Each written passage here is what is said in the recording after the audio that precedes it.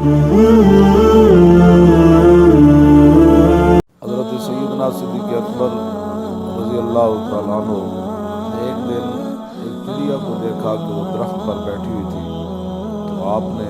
فتنفس الصعداء، آپ نے بڑی لمبی سانس کھینچی۔ یہ ان لوگوں کے لیے ہے کہ جو غلط لوگوں کے ساتھ کھڑے ہیں، پھر غلط ظلم کرتے ہیں، پھر حکمرانی کرتے ہیں، پھر حکمرانوں کے کاسا لیس بھی ہیں اور ان کی غلط باتوں کی تائید بھی کرتے ہیں، یہاں تک کہ وہ اسلام کے خلاف بھی اگر کوئی بات کر دے تو پھر بھی اس کی وہ تعویلیں کرتے ہیں اور کہتے ہیں نہیں انہوں نے تو کچھ بھی نہیں کیا، وہ تو بڑے عاشق رسول ہے۔ تو یہ ان بدبختوں کے لیے ہے کہ افضل الخلق بعد الرسل، اور اسلام قیامت تک ان کا مقروض ہو، اور ان کی غار والی ایک نیکی جو حضور کی ناموس کے لیے انہوں نے کی، اور دن والی ایک نیکی جو مرتدین اور ختم نبوت کے منکرین کے خلاف جو آپ نے لشکر بھیجا۔ حضرت فاروق اعظم رضی اللہ تعالیٰ عنہ فرمایا کرتے تھے کہ صدیق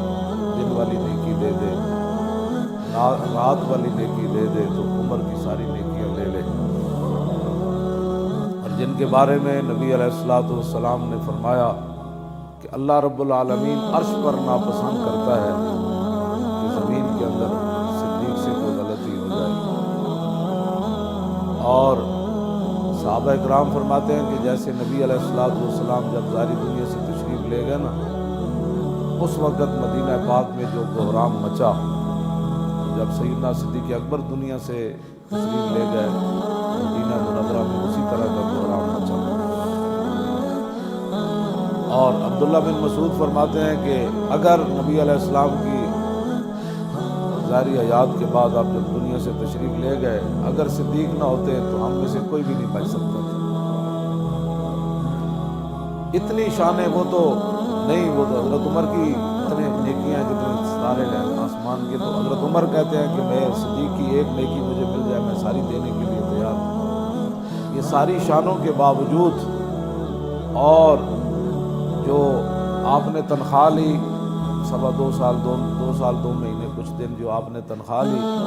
وہ تنخواہ بھی واپس کر دی آپ نے، یعنی سرکاری مال بھی نہیں لیا، اور جب وہ سارا مال واپس وہ اونٹنی بھی چلی گئی۔ اتنے بڑے آدمی ہوں، اتنی بڑی شانوں کے مالک ہوں، اور ان کے جو ہے وہ یہ ابھی میرے سامنے پڑا ہے، امام عبدالرؤف مناوی نے لکھا کہ آپ کا جگر جو ہے وہ کلیجہ وہ جل گیا تھا، مشویت وہ بھونا ہوا بو آتی تھی آپ کے منہ سے، اور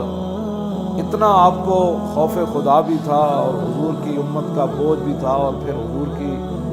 تشریف آوری کے بعد امت کو بالکل سر منہ ادھر ہونے سے سیدھا رکھ کے آگے حضرت عمر کے حوالے کرنا تھا، تو آپ کو اتنا خوف خدا تھا اور حضور کی امت کا اتنا درد تھا، اور دین کا اور حضور کی ختم نبوت کا، ناموس رسالت کا۔ جو رات آپ سوتے تھے تو صحابہ کہتے ہیں جب آپ کا وصال ہو گیا تو پھر جب ہم نے وہ جگہ دیکھی جس چارپائی پر وہ سوتے تھے تو اس اوپر والی چھت بھی سیاہ ہو چکی تھی۔ اتنے آپ درد سے سانس لیتے تھے رات کے وقت کہ میں نے حضور کی امت کو کس راستے پر جو ہے وہ کیسے چلا کر حق پر توڑ لے جانا ہے، اور منکرین ختم نبوت کا کیسے کلا کما کرنا ہے، اور مرتدین کو کیسے راہ راست پر لانا ہے، مانعین زکوٰۃ کو کیسے سیدھا کرنا ہے۔ اور صحابہ کی جو حالت سرمے جیسی ہو گئی، اور صحابہ گلیوں میں پھرتے تھے کہ آپ نے یہاں رسول اللہ تو نہیں دیکھے، یہ حالت ہو گئی۔ تو اس ساری حالت کو سمیٹ کر پھر اسی راستے کے اوپر گامزن کرنا، اور پھر کیسر و کسرا کے دروازوں کی طرف حضور کے غلاموں کو روانہ کرنا اور اسلام کو اوپر لانا۔ اور یہ جن لوگوں کے یعنی رات یہ صورتحال ہے، اور دن کے وقت جو ہے وہ جو کھانا ہے وہ مدینہ منورہ کے ایک عام صحابی، جو عام صحابہ عام تو نہیں ہے، مراد یہ ہے کہ کھانے پینے کے لحاظ سے ان کا جو ذرائع آمدن تھے اتنی تنخواہ لینی، اور پھر اپنی بیوی کو کہنا کہ بھائی آج مجھے ایک میٹھے کا دل کر رہا ہے ایک دن، تو انہوں نے کہا کہ اتنے پیسے تو نہیں ہمیں ملتے تنخواہ سے کہ جس سے آپ کے لیے میٹھا بھی پکایا جائے۔ سنتے آپ، یہ اسلام ہے۔ جن کے وزیر اعظم ہاؤس کا ایک دن کا خرچہ 50 لاکھ ہو، یہ وہاں سونے کے کشتے کھاتے ہیں۔ فتنفس الصعداء فطوبى لك یا طیر تاکل الثمر وتستظل بالشجر وتسیر الی غیر حساب یا لیت ابا بکر مثلو کا۔ آپ نے دیکھا نا چڑیا درختوں پہ بیٹھی ہوئی، آپ نے لمبی سانس کھینچی، اتنی شانہ دے مالک وہ تو شان بیان ہی نہیں نہ ہو سکتی، میں ویسے تو چار گلاں تو اڈا کیتیاں، آپ نے لمبی سانس کھینچی، آپ نے فرمایا طوبیٰ لکا یا طیرو، فرماؤ پرندہ او چڑیا او کبوتر تیری کیا ہی بات ہے، تو کتنی خوش نصیب ہے، تاکل الثمر وتستظل بالشجر، فرمایا تو درخت پھل کھانا اور درخت کی چھاواں تے رہنا، وہ تصیر الی غیر حساب، تو قیامت والے دن تیرے کوئی حساب بھی نہیں ہونا۔ صدیق دا کی بنے گا قیامت والے دن، انہوں تو رب کے سامنے حساب دینا پڑنا ہے۔ کہ آپ لمبی سانس کھینچی جس طرح بندہ دسو اتنی شانہ دے مالک ہونا تو خوف خدا اتنا ہوئے، اور پورے ملک میں لٹن والے، مسیتوں تو سپیکر لان والے، انداز میں پھٹے لان والے، ختم نبوت تے حملہ کرن والے، مندراں دے گھنٹے کھڑکان والے، اور تھر دے بچیاں نوں دوائیاں نہ دین والے، ملک لٹن والے، انہاں دا کی بنے گا دنیا آخرت وچ؟ انہاں جدوں اور پھر انہاں دا کی بنے گا کہ جڑے انہاں دے نال ظالماں دے کھڑے نے انہاں دا کی بنے گا؟ واپس آؤ حضور دے دین کی طرف، ہاں واپس آؤ رسول اللہ دے دین کی طرف، ہن سونا نہیں،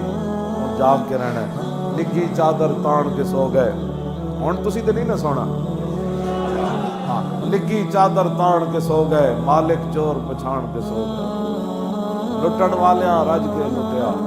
جاگن والے جان کے سو گئے، ہن نہیں سونا، حضور دا دین لیاؤ، کیوں؟ توجہ بھائی، انشاءاللہ جب تسی حضور دے دین دی طرف چل پاؤ گے نا، ایک قرآن دا وعدہ ہے، نص ہے قرآن دی، والذین جاہدوا فینا لنہدینہم سبلنا وان اللہ لمع المحسنین، فرمایا جو لوگ ہمارے راستے میں چلنا چاہتے ہیں، محنت کرتے ہیں ہمارے، والذین جاہدوا فینا، ہمارے لیے محنتیں کرتے ہیں، لنہدینہم سبلنا، میرے حبیب نے دس دے وہ میں اتنا کریم ہاں کہ انہاں واسطے کئی راستے کھول دیاں گا، کئی راستے انہاں واسطے میں ہموار کر دیاں گا، چلن صرف اے،